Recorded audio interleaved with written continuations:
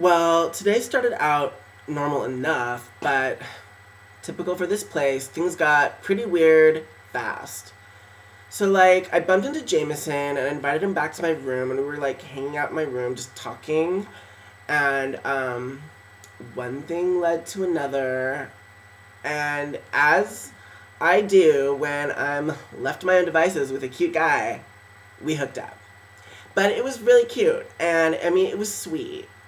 You know, Jameson, he's all emo, he's all, he's he's a sensitive guy. And that, I don't know, like, I feel like a flower just, like, opening up to his charms, Like, I put up a lot of defenses, a lot of walls when I feel like, when I'm with a player or something. But with Jameson, it just feels different. It feels safe.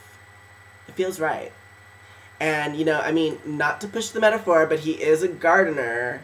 And let's just say this blooming rose, I'm opening up to his shears. He can snip me anytime he damn pleases. I know, I'm such a slut. So anyway, we were just talking. I don't know, like, so I finally got the deets on, like, what in the H Jameson is doing in a place like this. So apparently, like, he answered an online ad, and this was, like, 10 years ago. It was, like, this, like, Craigslist ad. And so he showed up, and, it was asking for, like, a houseboy / gardener, someone easy on the eyes, but who can also do some maintenance work around the grounds. And it was placed, of course, by who else? Wenceslas. He's really starting to get on my bad side. It's just, things are, just the case against him, it's stacking up. At any rate, lo and behold, Jameson gets sucked into a vortex of supernatural entrapment, spell casting, and long story short, he's been trapped here for the last 10 years, trapped in time, along with all the other residents of this place. Yeah. It's serious, and I need to get my tail out of here ASAP, because this ain't fun and games. This ain't shits and giggles. Like, this is my eternal soul on the line. And the clock is ticking. Yeah.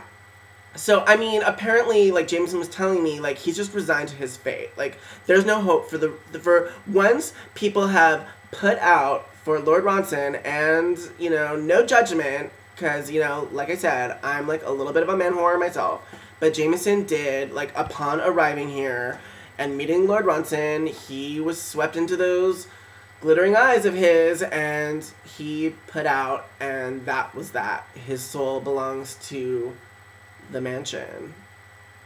But luckily, that fate has not befallen me yet.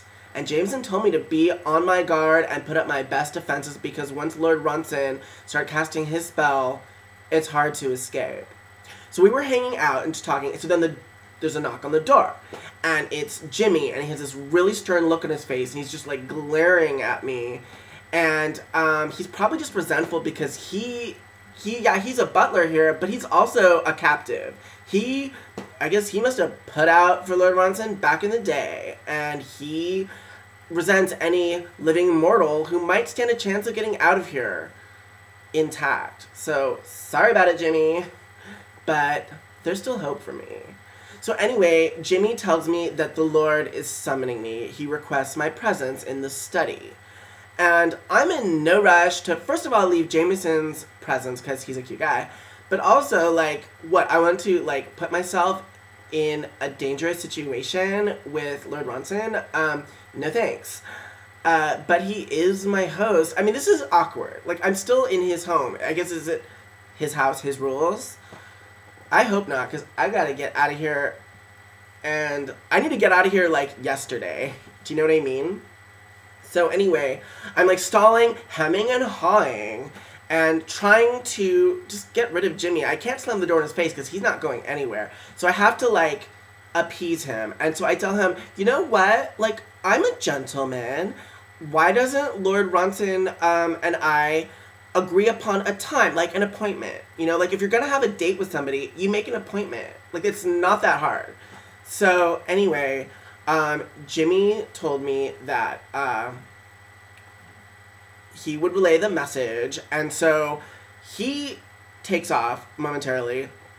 Jameson and I exchange a massive eye roll, but Jameson agrees that like there's kind of no way around this. Like Lord Ronson is a very powerful and sinister being beyond space and time, and this isn't going to be as easy as just refusing his invitation.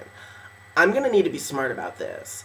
So Jameson starts counseling me, and we're strategizing when Jimmy comes back, and he's like, fine, 7:30 will be suitable to the Lord. And, you know, at that time, it was 5 o'clock. So that gives me a little bit more time to prepare and just, like, trying to wrap my head around this. I mean, later tonight, I'm going to be seeing Francicia, but that's going to be probably, like, midnight. Judging by our MO. So I'm going to need to come up with a plan well before that. And I just can't wait to fill her in on everything that's happening. So anyway, Jameson took off. He had to do his rounds. It's 7 o'clock, you guys. What do you think I should do? Like, I'm about to go see Lord Ronson, and I don't know what's in store for me. So sound off, and I'll be letting you know soon enough, and hopefully my eternal soul will not be shackled within these confines. Here's to hoping. Later.